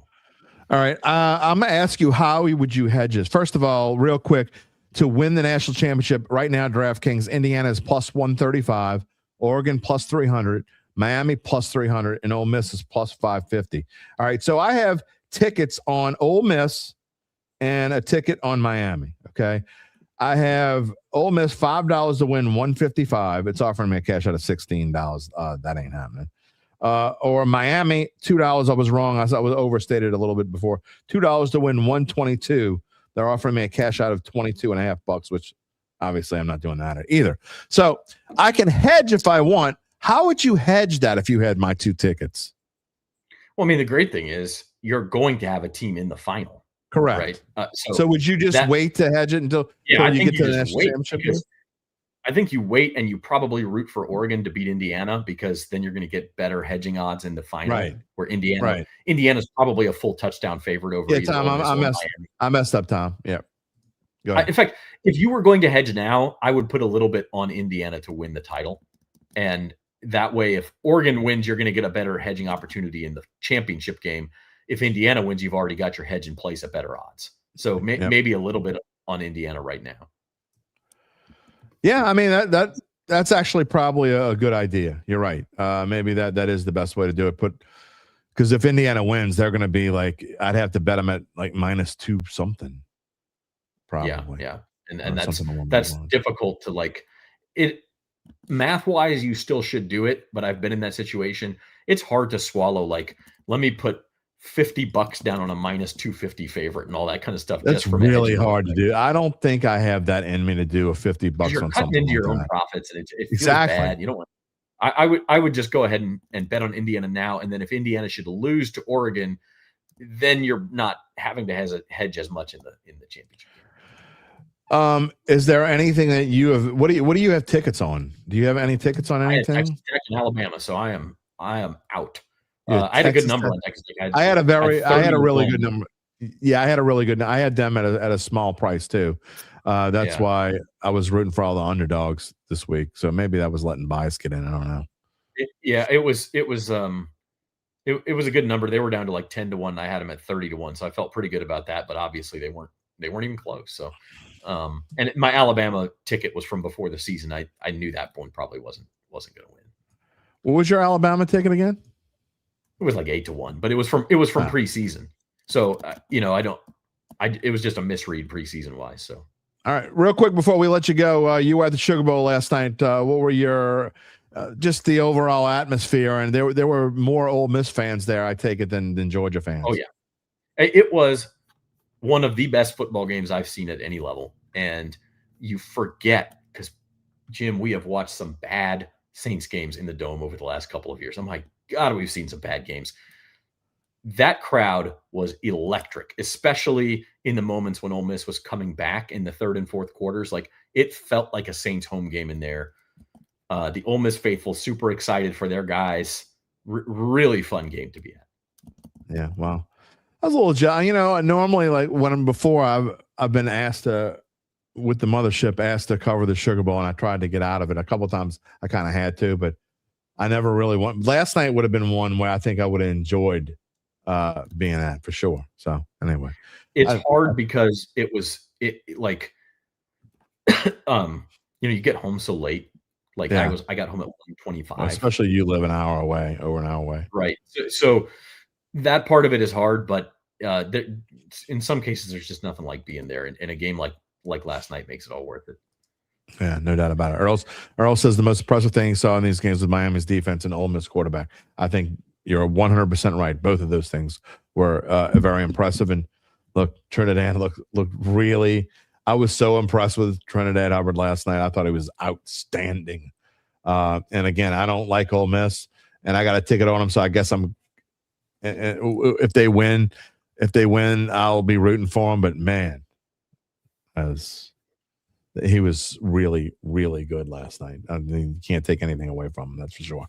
All right, Zach, we will talk next week. Maybe we'll do a show on. Maybe we'll do the show on Thursday next week since we got the 2 college games, and then take Friday off. So that's a possibility. We'll see if you're available next Thursday. But either way, we'll see you next week as we kind of run through the Saints and maybe talk some CFP next week. All right, man. See you then. All right. Have a good Happy New Year. Happy New Year. Zach Ewing, everybody. Yeah. Charles wants to know, what is the best betting app for a beginner? Honestly, I don't think you can. I'm going to say either DraftKings or FanDuel is probably the way I would go because they have so many more options and they do give a lot of little bonuses. I like MGM too. I do use it from time to time. I stopped using my Caesars app. No shade to Caesars. There were certain things I just didn't like on the Caesars app, but I'm not telling anybody not to use it by all means. But really, they're all kind of what and what. They all give you little bonuses. They're all easy to use. And look, if you want to just have fun with it, again, I'm not advocating. If you don't want to gamble, don't gamble. By no means am I advocating for anyone to gamble. I enjoy, even if you put a few bucks here. Like I said, I put $2 on Miami way back, 5 or 6 weeks ago when it looked like, when people were saying, okay, they're done. I'm like, I don't think they're done. And I put $2 on it at whatever, 60-1. Now, I wish I would have put $5 on it, obviously. I mean, I wish I would have put $100 on it, but realistically, what I would have put on it, I thought, I'm sure I went through and what I put on it, $5. But I was trying to get the best value, okay? Which is what we always advocate here. But by all means, I think it's worth putting $30-40 into account and bet $2 on a game. You'd be surprised if you put $2 on a game, you could have $2 or $100 or $500, and you're rooting just as it really doesn't change a lot. You'd be surprised. But anyway, I have fun with it. That's why I do it like that. I don't bet a whole lot. I'm not UBN. I don't bet. I'm not a high roller. He laughs at me for putting $1,000 on fireworks, which I don't do, by the way. But he puts $500 on some dumb stuff. Speaking of dumb stuff, let's just call him up. Dumb stuff. Oh, you big dumb. You should wear your big dummy shirt. Some of this New Year, I got to dress up. That's what you wear on this show. I mean, look at this. You have no. I was confused. I thought we were doing the award show today, so I was dressed for the award show. You have no respect. You know who has respect? Tom has respect. Happy New Year. Thanks for the Dattitude check. Who dat, baby? Keeping the pop fireworks all night, have no respect. Thank you, Tom, so much. I mean, why you got to be Scrooge like that? Okay, what do you think of fireworks? I never heard you chime in. I am literally and figuratively in the middle on this. Okay. I don't enjoy fireworks. It's just not my thing. I've just stopped caring about them. But if it brings people enjoyment, let them do it. It's not, as long as it doesn't bother me. People have what they want. As long as you don't get shit from fireworks in my yard, I don't care. There you go. That's the best answer today. All right. The Pick'em crew is 78-65. Let's just get it out of the way. I was 0-4 this with my CFP picks. The other two with 2-2. Nothing to brag about. Can I read these real standings real quick? So if we did the CFP picks like we did these, here are our scores from last week. UBN 2-2, he was +7. I was 2-2, I was -7. Jim was 0-4 at -72. -70. It's a good thing we don't count that crap. -72. That was minus his age. That's pretty cool. Oh, yeah, that's good. Minus your IQ. Ooh. Black Preacher Man, thank you for the super chat. Salute. I don't want to hear anything about Rattler next year. I think you'll be hearing about him maybe in the preseason as being a backup. You'll hear how good he looks in preseason. The fact that I spend my money on dumb stuff, and you admit it, and I think spending money on fireworks is dumb. Like what? I mean, come on. Like there's got to be a middle ground here. You would bet on you could have two mice running down the street in the French Quarter on Bourbon Street, and you would bet some numbnuts who was going to win. I would, because I got a return on my money. What do you get in return on fireworks? I get the enjoyment of burn watching it and stuff say blow pow, up, pow. and you know what? I get the enjoyment of not only blowing stuff up, but I get the enjoyment of pissing people like you off. What do you blow up? It's just little pretty colors that go in the sky. What do you blow? You're not blowing up a building. Let me chime in. I wanted to answer Charles's question from earlier. He asked, "What's the best betting app for a beginner?" It depends what you're going for. If you're going for just simply like usability, FanDuel is the best. They spend the most money in any market on the UI on their app, so that's really good. And they also have good referral bonuses. That's one thing I would check out, Charles, if you are looking to get into it. See if you have friends who bet. They could get referral codes. I think FanDuel I'll give you a referral code, Charles. If you want to do DraftKings or you want to do MGM, let me know and I'll send you a referral code. I think most places have that. They have sign-up offers. I don't know if I'm supposed to research advertise that. And then if you sign up for multiple, just odd shop. That's the best thing you can do. You can fire yourself. All right. Yeah. No, I mean, maybe my wife will fire me. I don't know. She's the boss, so we'll see. All right. Looking at real quickly, I got the black and gold. I'm in the middle with when I'm in the middle at -16, and the winner of the week was -3, even though he went 2-1. That's saying how bad the week went. UBN leading the pack now at 59 points. Gabe has 48 points. I'm down. Remember, it was like 4 weeks ago. I was like way ahead of y'all. Now I'm down at the bottom with 14. But stuff's fun. The worst record, when you say three of us, again, this is against the spread all year long. I keep saying this.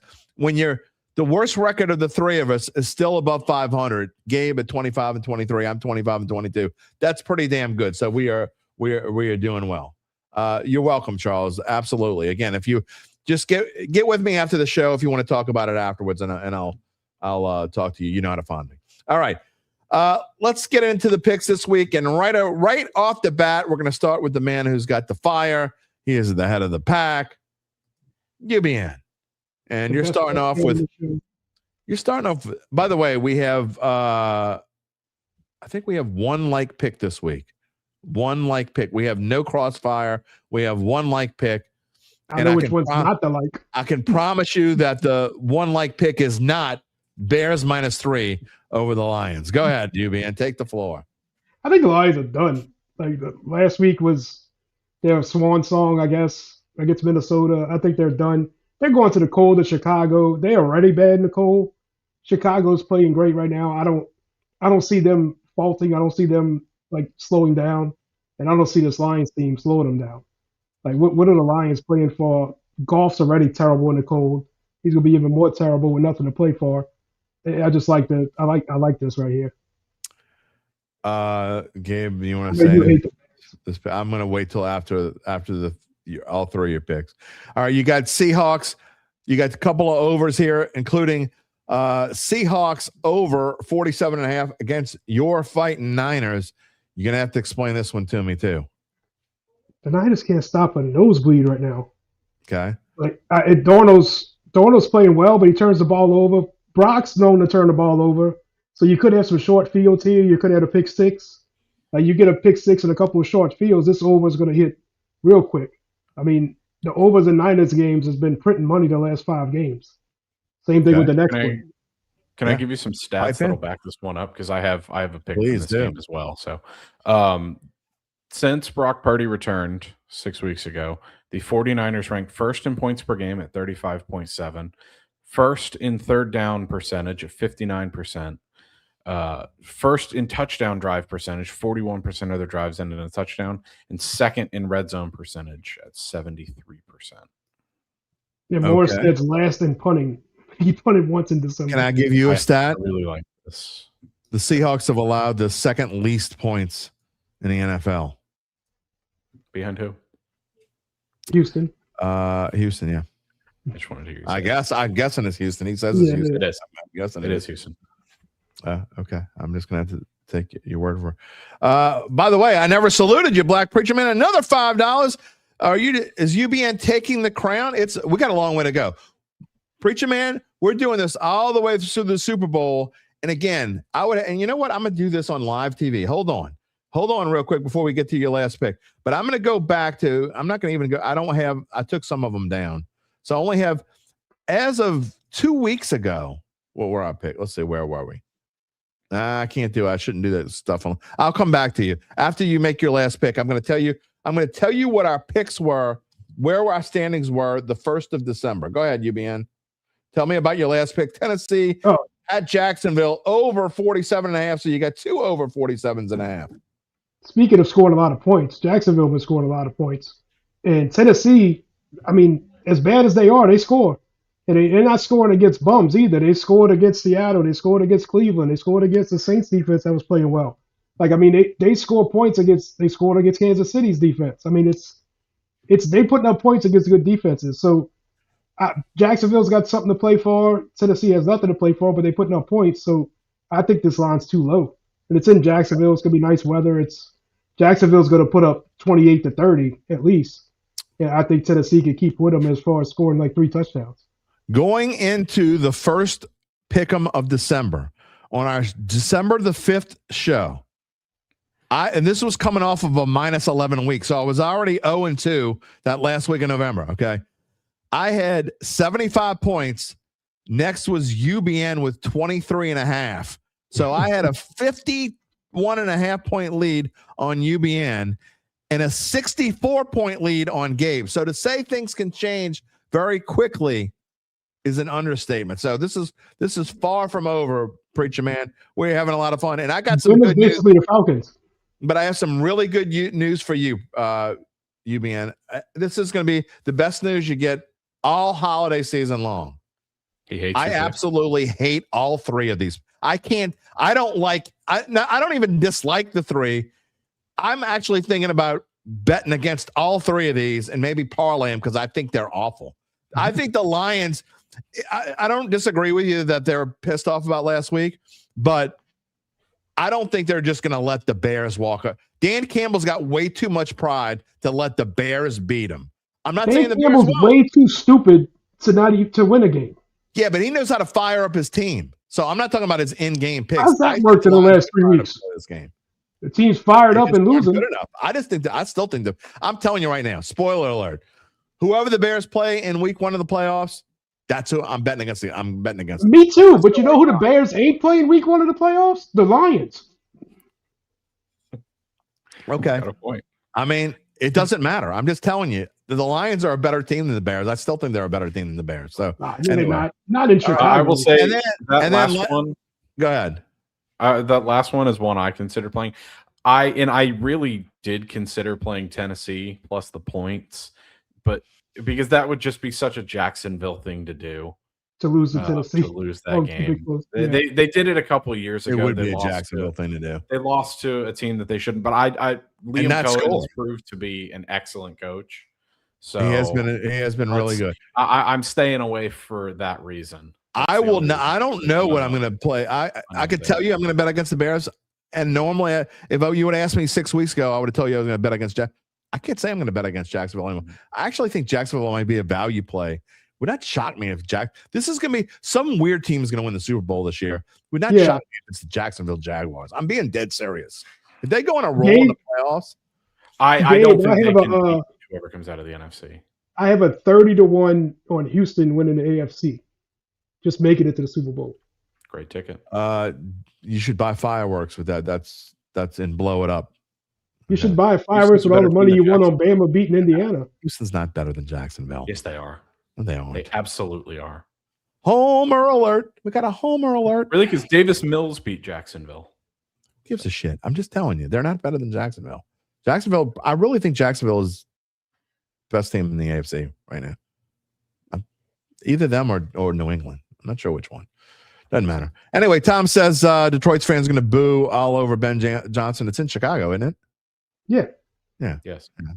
I don't. That's why I said they might still boo him, but Earl's pick says Ben Johnson wants his revenge. So what? I want to eat I want to go in and $1 have million. 3 pies when I go in there, but I'm already too fat and I'm not going to do it. So I'll see what else we got. Anyway, that's what I think. So anyway, that's great news for you, UBN, because I've been terrible. So if I don't like them, that means you're probably in good shape. You're probably 1-3. All right. Because when you're wrong, you're still loud. You're loud and wrong. So, Yeah. Well, I'll tell you when I'm wrong. I'm not shying away from being wrong. Jimmy McJam and Jimmy Wollaston's here. Please tell UBN to straighten your tie. It's crooked. Listen, his eyes are crooked. Like, yeah. He still plays Turn your darts. computer the other way. Doesn't he play darts better than you? No. All right. I don't know if that's true or not. All right. Go moving on to Gabe. Gabe had a rough week. Last week was 1-2. But I mean, I've had a rough month. So who cares? -22. He's starting off with the Niners +1.5 over the Seattle Seabags. Yeah, I don't like how much travel Seattle's done on a short week, especially. I really like the way that the Niners are playing football right now, especially offensively. That's why I like them to win this game. Okay. Sounds like good reasoning. You got the Dolphins at the Patriots over 45.5 for the Coach Gucci's, who's, I don't know, maybe he secured his job. I don't know. Yeah, I really want to take the Patriots to cover here. I just don't know how long their starters are going to play. Mike Vrabel has said if you're healthy, you're going to play. So I like him to put up some points, especially in the first half. I mean, just look at what Drake May did last week in the first half. He had like a 90% completion. Right. He was 4 touchdowns against the Jets. I think he could do the same thing to a Miami team that gave up like 350 yards to Baker Mayfield. Jim, remember I asked you the first half bet?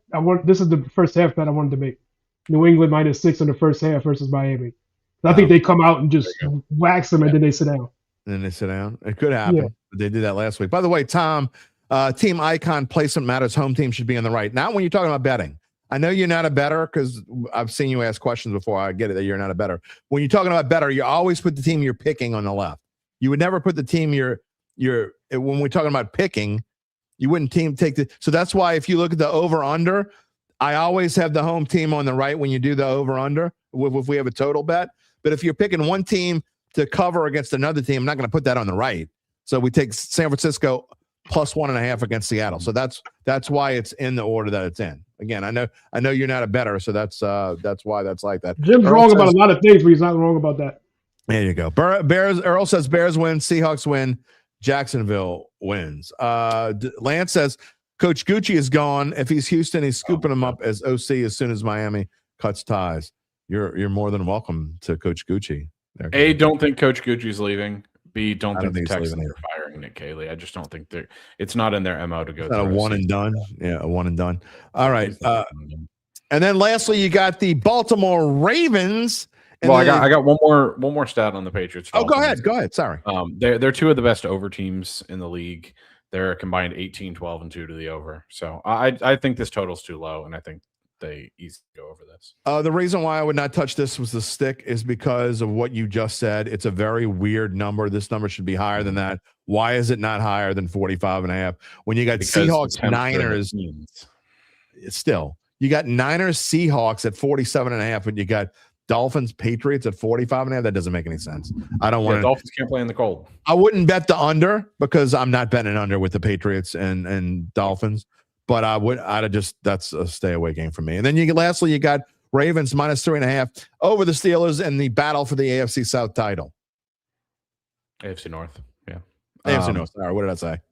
You said AFC South. Oh, sorry. Will this be the week that I finally nail an AFC North pick? I've been wrong like the last month about the AFC North. This might finally be the week. I just do not trust the Steelers offense without DK Metcalf. They have no weapons. Aaron Rodgers has looked lost back there. Lamar's back. The Ravens are feeling themselves. I think they win this game. I'd like this pick if Snoop Huntley was playing. Lamar's not healthy. He's a shell of himself. Yeah. And Baltimore can't rush the passer. And I don't want Aaron Rodgers sitting back there patting the ball and being able to just pick it apart. Going to who? I know they don't have weapons. I've got a pick on this. I've got a pick on this game that it makes because of what y'all said, and I completely agree with everything y'all just said. makes no sense, and that's why I like it. It's coming up in just a minute. All right, I'm going to get to it. I have not touched the Saints all year long except in an over-under. I just don't think that, again, I don't think they match up well with the Falcons at all. The Falcons are 3.5-point favorites. They are trying for the feel-good story. Raheem Morris I think he's fighting for his job 100%. I think if he loses, he's getting fired. I think if he wins, he stays. I think the Falcons are going to play some of their best ball like they play. Now, it does get me a little bit that they're playing on a short week, but they're at home. And again, the Saints without their weapons, I just don't know how much the Saints are going to have offensively against the Falcons. And for some reason, this Falcons defense plays great at home. They do. And I think, look, I don't usually have it. Usually when one team in this series wins, then I pick the other team, the next one, but not here. I think the Falcons get a sweep. I don't think the Saints are going to finish 4-2 in the division. Saints finish 4-2. Can I give a player prop for this game? Yeah, please. Charlie Smith over on field goals. Okay. It's probably 1.5. 1.5 is probably what it is. Probably 1.5. I like the over. Minus 120 or something like that. Yeah, I don't disagree with that at all. I'm with Gabe. San Francisco plus 1.5 against the Seahawks line makes, and usually I say, but this line makes no sense. I think I don't get it either. That's why I'm scared of it. It's coming off of, but I think it's coming off of, I think people love Seattle right now. I think the general public loves Seattle so much that they've made this line to where they don't want everybody and their grandma betting on Seattle because I frankly think the books are just scared of Seattle right now. But I think San Francisco is going to win this game. I think they're going to win the division. And I think they're going to get the number 1 seed in the NFC West. And I said way back when that I like the Packers, but I also like the Niners this year as well. And I still like Shanahan win coach of the year. Shanahan coach of the year? No, I think McDonald's going to win coach of the year. I think McDonald's. I think it'll be Cohen. Not Vrabel? He's in the running too. Could be Vrabel. It's going to be interesting. I don't even look at the odds. If you want to look that up. Shanahan done with this rag ship team that's been injured. But they're still the Niners. I don't think they're going to give it to them. There are too many other options. Then D'Amico Ryans deserves coach of the year nod if that's boy. That's true. Texans have second most players on IR of any team.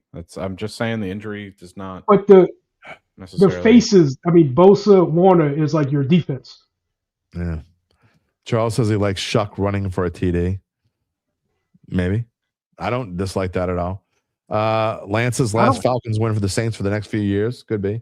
I like the Saints to not score a TD. Okay, so Vrabel's the favorite to win coach of the year. I like the Saints to not score a TD. What is it? As a prop. Wait, hold on. Minus 140.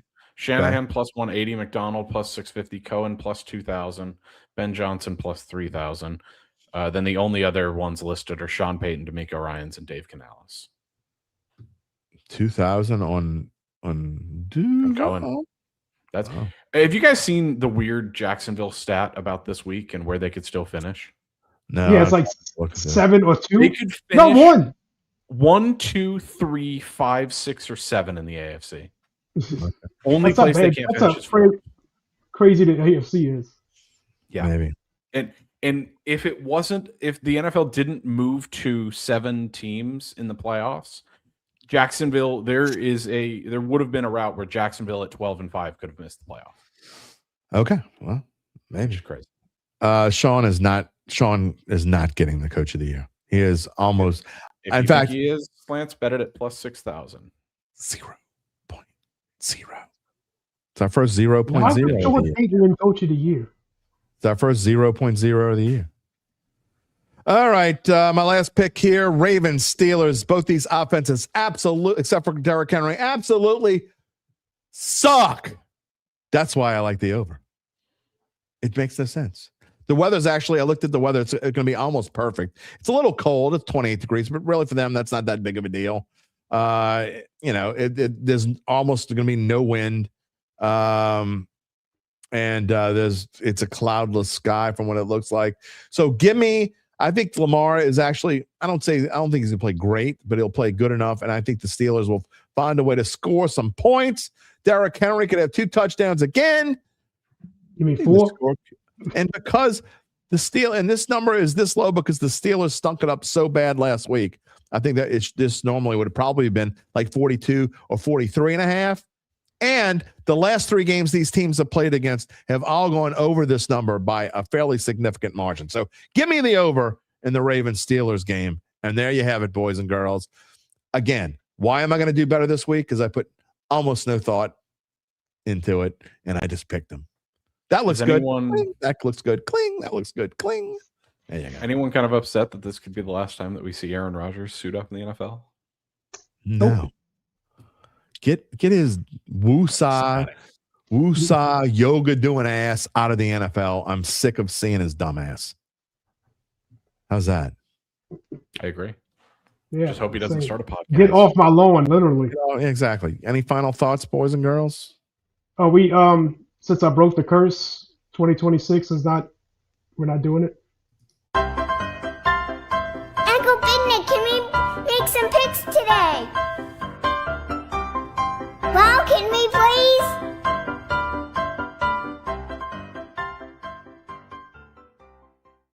Amazing, you never forget it when I go do bad with it. Now I'm doing good with it. All of a sudden, we're not gonna play it. I forgot. I'll say here's my final. Lance didn't remind me. Usually Lance reminds me, and I forgot. So no, I will remind you. Jim. Yeah, the rest of your life. Still got to tell people about the rest of their life when we go off. I know. I will. I was planning on it, but I was going to give you all a chance to say it. In fact, I'm going to give Joe DeStefano some more love too before we go off this afternoon. All right, boys. See you next week. Happy New Year. All right, buddy. Likewise. We may do our show again. I really think we might do our show Thursday next week because of the CFP playing on Thursday. That way, it would allow if the pickers want to pick a CFP game, they can. Me, I probably won't because I don't know obviously don't know jack crap about college football. You know who knows jack crap about everything? Evangeline Securities does. They know. I'm telling you right now. They certainly can help you figure out what your family run or probably held business might be worth and whether it's time to sell. And if you're asking how they do it, you are starting off this year with the best question of the year thus far. It might win a Daddy Award. That's right. After their complimentary valuation of your company, if you decide to proceed, native New Orleanian Nick Braden and the folks at Evangeline will begin an extensive auction process from among established private equity funds from around the world. And they'll maximize the return for the founder and his or her family. Evangeline is the top producer on their platform. There are very few companies like them in this area. None, and I mean 0.0, with their dedication and success. They're fully licensed. They're ready to serve you. So get in touch with Nick and Ron about what's really important. And it ain't how bad I've been doing in the pick'em. And it ain't what I think about the CFP. You know what's really important? The rest of your life. That was a pretty good one to start the year off. I got a little Tony the Tiger. Did I have Frosted Flakes this morning? No. The rest of your life. Maybe that was, I don't know. Maybe it was, I don't know. That was Mick from Rocky. Burgess Meredith. Little, you know, when he was the Penguin in Batman too. Anyway, I'm just rambling on. Get in touch with them at www.evangelinesecurities.com. Evangeline Securities. They're great.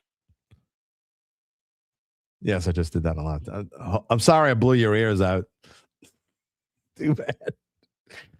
Oh, man. We having some fun. We had some fun this morning. The first show of 2026 was a lot. This just shows you what the show's going to be like the rest of the year. We're going to have a lot of fun in 2026. About to start some memberships. That is coming soon. All you regulars. I thank you all so much we had a lot of donations today. Thank the regulars. Thank you. You're trying to start off my 2026 fantastically, and you all did a wonderful job. Thank y'all so much. I also want to give a shout out and some love to our friends at Joe DeStefano Insurance. 504-234-2132. Your company is, if your company's looking to sell, you reach out to Evangeline Securities. If your small company is looking to get insurance for your employees and give them some options, you want to call Joe DeStefano Insurance, 504-234-2132. Lance also thinks it was a great show, great first show of the year. We're just trying to have some fun. By the way, breaking news.